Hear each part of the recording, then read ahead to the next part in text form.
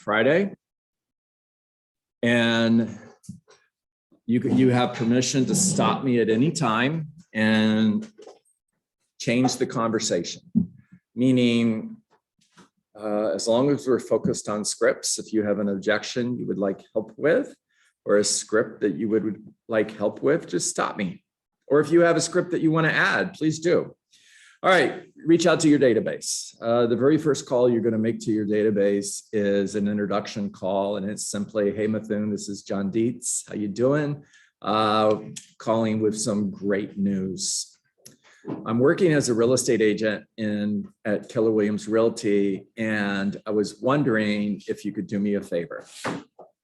If you knew of somebody who was looking to buy a home, sell a home, or invest in real estate, would you potentially refer them to me? Now, let me point out a few things, okay? First of all, pay attention to how I'm saying what I'm saying, not just the words. And since this is being recorded, you have an opportunity to go back and write all of this down and add to your script journal. When you're writing these scripts, write them out in paragraphs, that's fine, but rewrite them in bullet points. In other words, hey, Mithun, this is John Dietz. I was calling with some exciting news. I'm working as a real estate agent at Keller Williams Realty in Coral Springs, and I was wondering if you could do me a favor. If you know of somebody who's looking to, okay, so write them out in bullet points because that's how you're going to communicate them, and it makes it easier to internalize the script. Pauses matter. They matter a lot. Now, the other thing is embedded commands. An embedded command is part of neuro-linguistic programming. If you Google NLP and just study how neuro-linguistic programming works, an embedded command is if you know of someone who's looking to buy a home, sell a home, or invest in real estate, those are embedded commands. It's different than if you know of anybody who's looking to buy or sell a home. Completely different message. And if you studied neuro-linguistic programming, this stuff really works.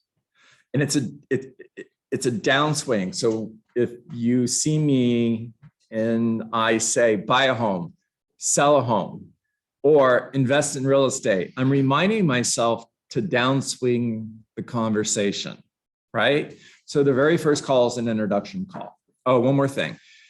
Would you potentially refer them to me? Is different than would you refer them to me?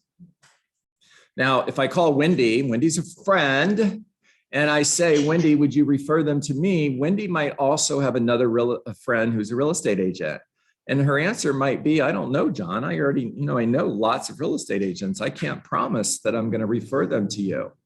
And so I want the conversation to be yes, right? Would you potentially refer them to me? I want to earn the opportunity to be your realtor. Write that down. It's a script all alone. It's a script. Hey, Clarissa, my name's John Dietz. I'm a real estate agent with Keller Williams Realty, and I'd love to earn the opportunity to be your realtor. By the way, it's one of the first scripts that I got from Gary Keller. That was one of his scripts. I want to earn the opportunity to be your realtor. So that's for someone who tells you they already know someone who's a real estate agent, right, Karen? And my response to that is, cool. I'm not asking you to hire me right now. What I would like is an opportunity to earn the right to be your realtor. Now, Karen, here's what that looks like.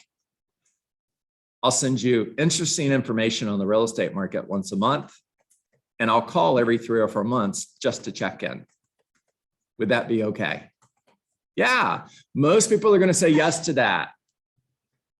And this is just an introduction call to everyone that you know so that you can put all of those people on a 36-touch drip campaign. Now, part of that 36-touch drip campaign, that's in command, by the way, it's already done for you.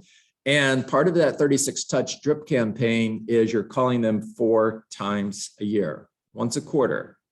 And you're having Ford care call conversations. Write that down. You're having Ford, F-O-R-D, care call conversations. And just remember, FORD stands for Family, Occupation, Recreation, Dreams.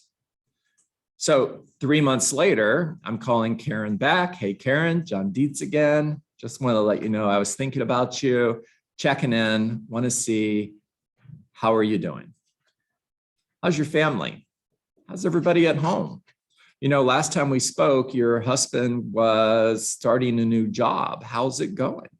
Does he like what he's doing? Cool. And I know this because I took notes from the last conversation. And Karen, you know, are you still working as a CPA at blank, blank, blank accounting firm? Cool. Are you looking for new clients? If I knew of somebody who was looking for an accountant, are you accepting new business? I'd love to send a referral to you. I'll make sure that I look for someone to send you, and I'll get an email your way with a new client. Would that be okay? Now, if every time I talk to somebody in my database, I'm looking to give them business, I'm giving them referrals, and I ask, hey, if you knew of somebody looking to buy or sell a home, would you consider referring them to me? Are they going to be excited to get my call if every time they see John Dietz on their phone, it means new business? Yes. Are they going to want to reciprocate and give me referrals? Yes. Simple, guys. Recreation. So I noticed, Karen, that on Facebook, you mentioned you were going on a cruise. I think you were going to the Bahamas. Did you have a good time? What was your favorite part? Just talk. You guys are good at this. Haven't said anything about real estate yet. Now, before I let you go, one quick question, Karen. Who do you know that's looking to sell their home in the next 6 months? Direct, indirect. Karen, if you knew of somebody that was looking to sell their home, would you possibly refer them to me? Indirect. Direct, who do you know that's looking to sell their home in the next 6 months? Indirect. If you knew of somebody who was looking to sell their home in the next 6 months, would you potentially refer them to me? Karen says, yes. Cool. Who do you know? I can't think of anybody. Cool. I appreciate you taking time to think about that script. Write it down. Now, Karen, because we had this conversation, there's a really good possibility that you're going to talk to someone in the next couple of days who's thinking of selling their home. It's called the reticular activator. And the way the reticular activator works is when you buy a new car, all of a sudden, everybody is driving the same car you are. It's top of mind. And because we had a conversation about real estate, scientifically proven, there's a good possibility you're going to talk to somebody in the next couple of days who's thinking of selling their home. When you do, can I ask a favor? Would you call me with their contact information? Now write that down. Would you call me with their contact information? It's not, would you refer me or would you potentially refer me? Because you'll have people that will give your name and number out to people left and right. And then you'll have a conversation with them and they'll say, oh, I've been referring you all over town. And you're thinking, nobody's called me. Well, they're not going to call you. So you need to teach people how to refer you. In other words, Mithun, if you know of somebody who's thinking of buying or selling a home, would you please call me with their contact information? Okay. How we doing so far? Okay. Thumbs up. Yes. Good. Cool. Circle prospecting. Circle prospecting is simply picking a property that's sold within a neighborhood. It could be just listed too, by the way. But I want to focus mostly on solds for now. Circle prospecting is picking a property that's sold in a neighborhood. Now, it could be any property. It doesn't have to be a property you sold or your office sold. It's a home sold. And it could be any neighborhood, or you could focus on a half a dozen neighborhoods that you're going to farm and you're only calling those neighborhoods. And Clarissa, John Dietz, Keller Williams Realty. Reason, thank you for taking my call. I know you're busy. I'll be super quick. Let me say that again. Back to the bullet points. Hey, Clarissa, John Dietz, Keller Williams Realty. Now, I've got a list of everybody in that neighborhood that I'm either pulled from RedX or from Vulcan 7 or any number of other places that you can get this information, free or paid for. And that's not the purpose of this call. So I don't want to go down a bunny trail. And I'm calling Clarissa Coddington. Now, I could say, good morning, may I speak to Mrs. Coddington, please? That's a business call. I don't want to have a business call. I want it to be a care call, friend call. Hey, Clarissa, this is John Dietz. I'm a real estate agent with Keller Williams Realty. Not, may I speak to Clarissa Coddington? I know that when somebody calls me and says, may I speak to John Dietz? They're calling to sell me something. And when my phone rings and I answer the phone and I hear, hey, John, this is blank. It's a friend call. You want this to be a friend call, not a sales call. So, hey, Clarissa, this is John Dietz. I'm a real estate agent with Keller Williams Realty. Thank you for taking my call. I know you're busy. I'll be super quick. The reason for my call is a home in your neighborhood recently sold, which is great news. Matter of fact, it sold for top dollar. Now think about how a seller is receiving this, how a homeowner is receiving this.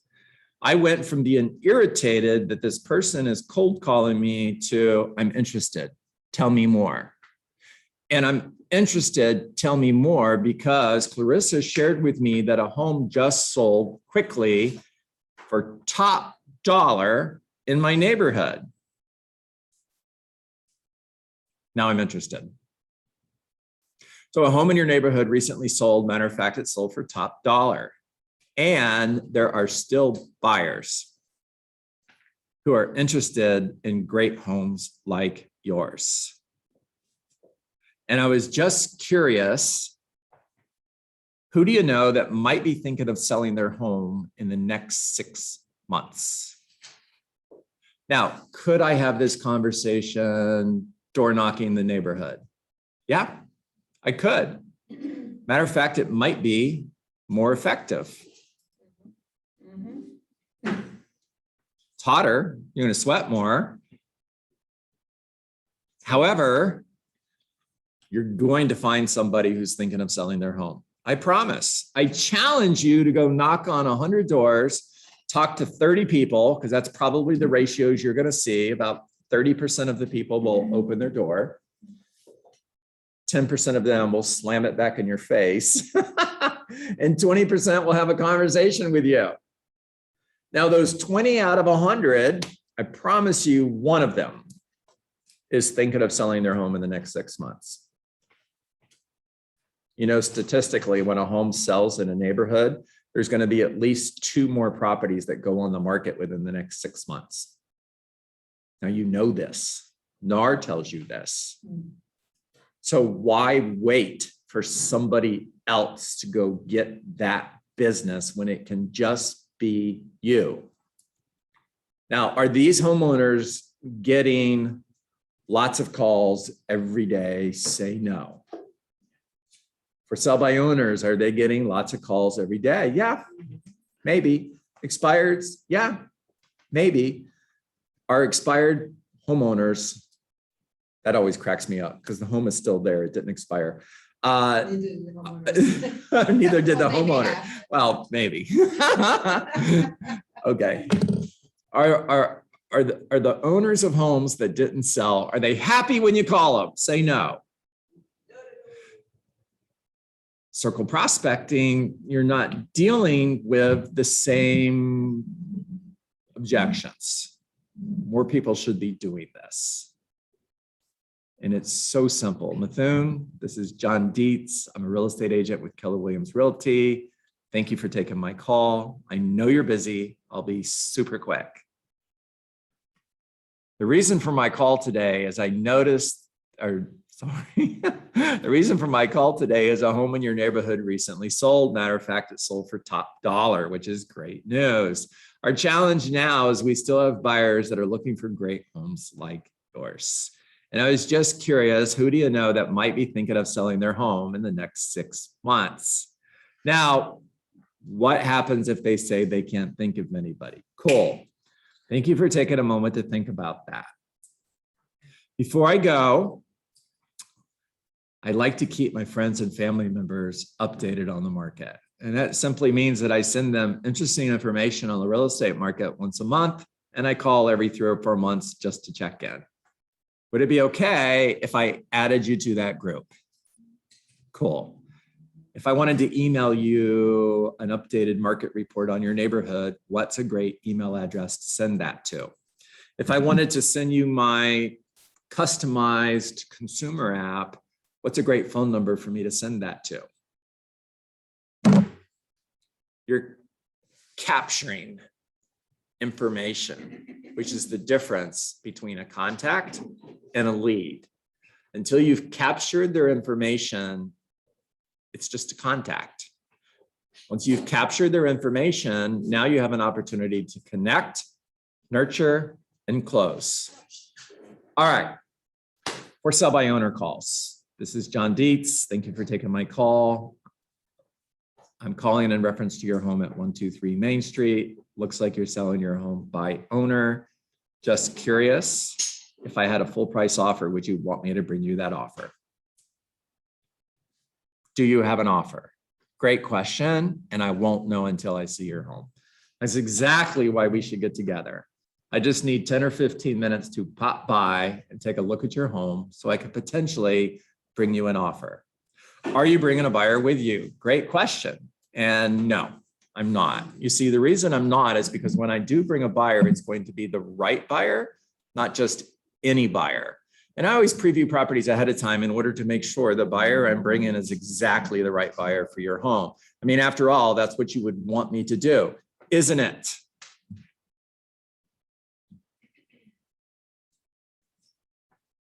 What's your fee? My fee is 3% to represent the buyer when your home sells. My fee is 3% to represent the buyer when your home sells. Now, notice what I'm saying. How much does it cost them if I never bring them a buyer? Nothing. How much does it cost them if their home never sells? Nothing. How much does it cost them if they don't like the offer I bring? Nothing. They're in control of this. The only way they're ever going to pay me 3% is if they accept the offer. And they're only going to accept the offer if it meets their goals, including how much money they net. Now, I'm not paying 3%. Cool. When I have an offer, if I need to give up money in order to make the deal work, I will, because I'm a deal maker, not a deal breaker. I mean, after all, Karen, until we have an offer on your home, my fee really doesn't matter, does it? I have agents offering to work for 1%. Awesome. How many offers have they brought you? None. How much money are you saving? None. You see, Karen, the fee doesn't matter until they actually bring you an offer. An agent can offer to work for 1% all day long. And until they actually bring you an offer, it really doesn't matter, does it? You see, some agents work for a discount, and they should. I'm laughing because I get it. Some of you will later. Some agents work for a discount, and they should.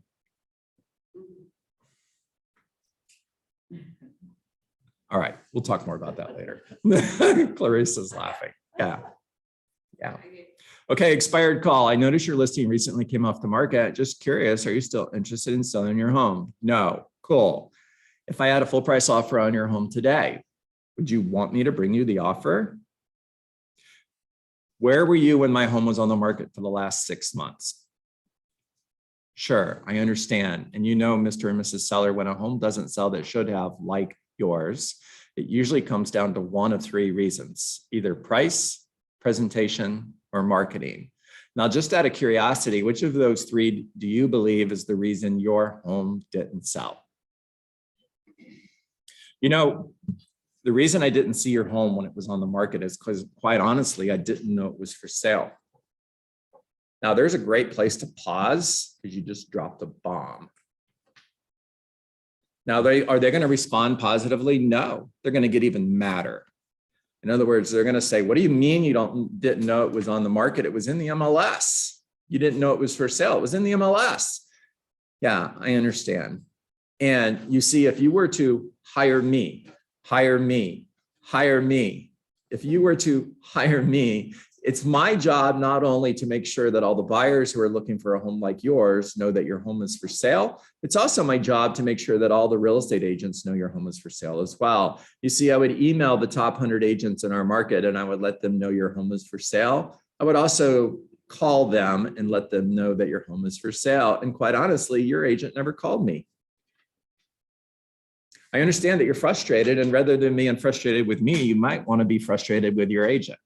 They're the reason I didn't show your home. Now, if I had a full price offer on your home, would you want me to bring you the offer? Just out of curiosity, if your home would have sold, where were you moving to? What's important to you about that? How soon would you like to get there? What's important to you about that?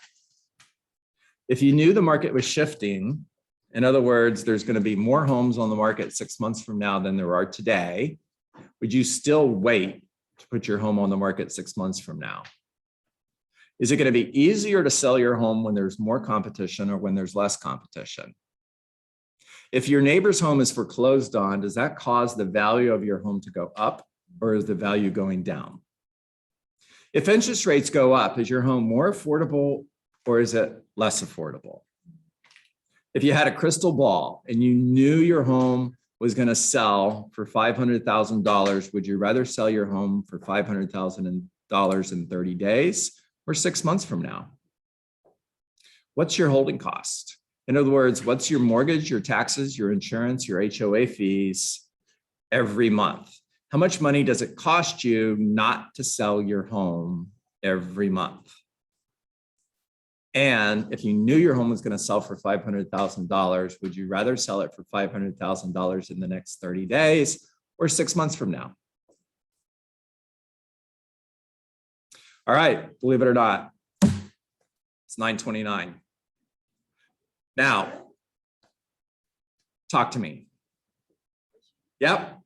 So I have a buyer, and for sale I wanted to say is, I'm not gonna pay you. They have to charge your client if you have it. Or they'll come here without a client. I don't wanna see an agent in the house. So 2 different objections. I'm gonna handle them quickly and we're gonna move on. I'm never gonna pay you anything. You could charge your buyers. Cool, so does tomorrow at 4 o'clock work, or would 5 be better for you? Right, 5 o'clock. It's just noise. Ignore the noise, Wendy. My goal for you is you get to a place where you don't hear this anymore. You'll get there, I promise, okay? Because until they get serious about selling their home, what they're willing to pay doesn't matter. Okay, now don't come unless you bring a buyer. If you say no to me seeing your home, because I'm not going to bring a buyer. I'm only coming to look at your home so I can bring you the right buyer. Now, if you say no, and I never come see your home, and you're still in your home 6 months from now, in other words, it hasn't sold, and you find out that I would have sold your home. Matter of fact, let's say I sell another home in your neighborhood. And if you would allowed me to see your home, it would have sold. Would you regret saying no today? Now, she says no, cool, call you back in a week. Anybody else? Questions, comments, ahas? John? Talk to me, Michael. Yes. I'm glad that you made it for this morning. I'm glad you made it back safely. Oh yeah, thanks. It was an interesting day. Yeah. Yeah. Just kind of going back to the circle prospecting a little bit. Mm-hmm. So when we asked the initial question, who do you know in the community that's thinking about selling in the next 6 months? And they respond, I don't know anybody. Mm-hmm. And our response is always, thank you for thinking about that. You went right to adding them to your database. Mm-hmm. And I'm not contradicting what you're saying, but I always try to dig in to see if I can find motivation. Mm-hmm. What are your thoughts on that? 100% do it. Yeah, Absolutely. It's just the high D in me, Michael. It really is. Yeah. And that's just profile talk, guys. And great questions, Michael. I mean, you know them. Yeah. If you were to move just for fun, where would you go?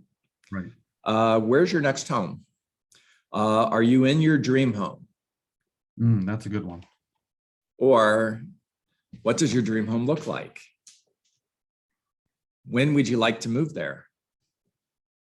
How long have you lived in your home? And if you knew your home was worth more today than it ever will be, or if you knew your home was worth more today than it will be for the next 5 years, would you consider selling your home? Just for fun, what's your make me move price? So Michael, 100%, you can ask all of those questions. I'm probably still going to have the friends and family member conversation first, because I want to capture their information in order to add them to my database. And then I'm going to go deeper into those other conversations. Now, here's the reason why. There's a possibility that asking more questions to find motivation and then asking the friends and family member conversation in order to add them to your database later may end up with a no, I don't want to be in that group. Or, you know what, I'm getting another call, I gotta go. Can you call me later? Sure. Okay, thanks. Diane. Yeah, hearing Michael Topel's voice, and I did forget to say, or something, that he led a lead generation yesterday. Yeah. Thank you, Michael. And he wasn't sure if he's coming back next Thursday, but I expect him to come back because I encourage everybody to participate. I was so motivated, and listening to the way he was making the calls was so inspiring. I love it. His voice, his demeanor, and he even, I just picked on a lot of things that I wouldn't have known without listening. So thank you, Michael. And just on that note, on the subject, it's doing. Yep. And so being here with everybody was very inspiring. Love it. Michael, did you hear all of that? I missed it, so please do it again. Did you hear that?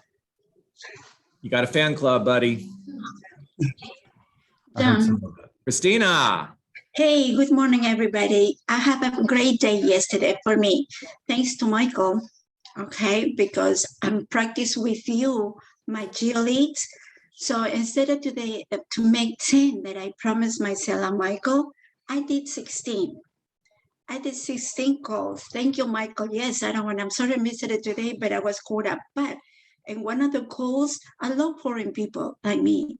She picked up the phone and I followed the scripts, and she was so nice, and she was telling me, no, I just moved, but I don't know anybody yet. But so I said, thank you so much for letting me know that. So after that, I said, do you mind to keep in touch with you? She said, no, so can I have your email so I can send you some information about the market? I would love that. You know, that just one person give you that. And then now I want to keep doing. So I love it. Yesterday, it was a good day. So I'm going to keep doing more. Thank you, Michael. Thank you, John. There you go, Michael. Changing lives. I'm proud of you. Clarissa. Mike, again, kudos. Thank you so much. You heard my lunch date that I scheduled for next week out of one of the conversations, but I also got a lead. Somebody did call me back. I made 11 phone calls and I spoke to 3 people. 2 people called me back and I got a potential lead. So thank you. There you go.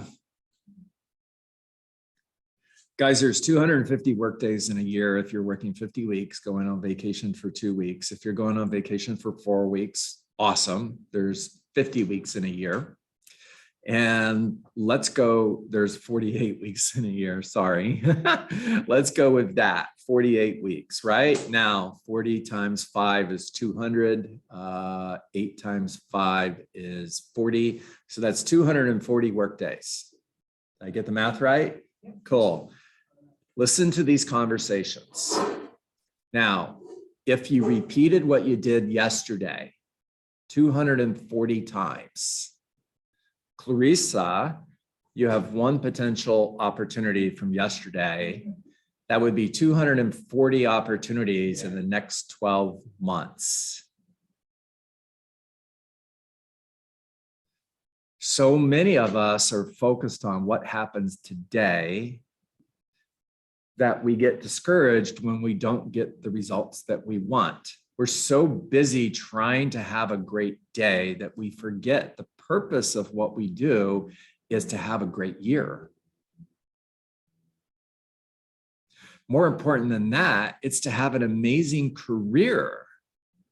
Now, however many years you plan on being in real estate, that just depends on how old you are. For some of you, that's longer than others.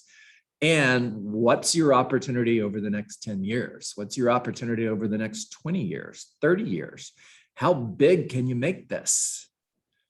What does your life look like when you're closing 50 sales a year, 100 sales a year, 200 sales a year?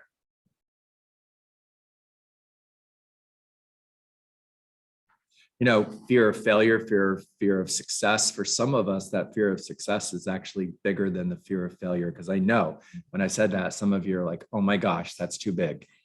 That's too big. Michael Topo, I'll be there on Thursday of next week, same time, same place. Thanks, Batman. We appreciate you. You're gonna show up in your Batmobile too, I'm sure.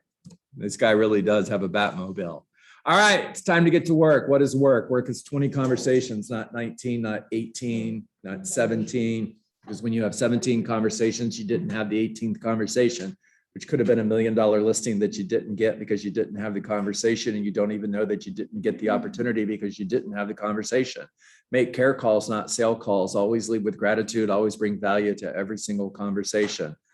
Focus on getting an appointment, getting a referral, adding somebody to your database, and building a relationship. Find somebody today that is thinking of selling their home. Whether it's in the next 30 days, next 6 months, or a year from now, doesn't matter. You're looking for opportunity, period, not necessarily opportunity right now. Get face to face with somebody today who's thinking of selling their home, and then follow up forever, because you reject rejection, and no is not a word that lives in your vocabulary. No simply means not yet. Remember that people will never change their mind, but they will make a new decision based on new information. And when you follow up forever, you're creating an emotional proximity, Mithun, coming to you. So that when you follow up forever, you're creating an emotional proximity, which simply means they're going to hire the person who's closest to them when they get serious. And Mithun, when you do that and they make a new decision based on new information, that new decision is going to be to Hire me. more enthusiastic. Hire me. There you go. Hire me. Love it.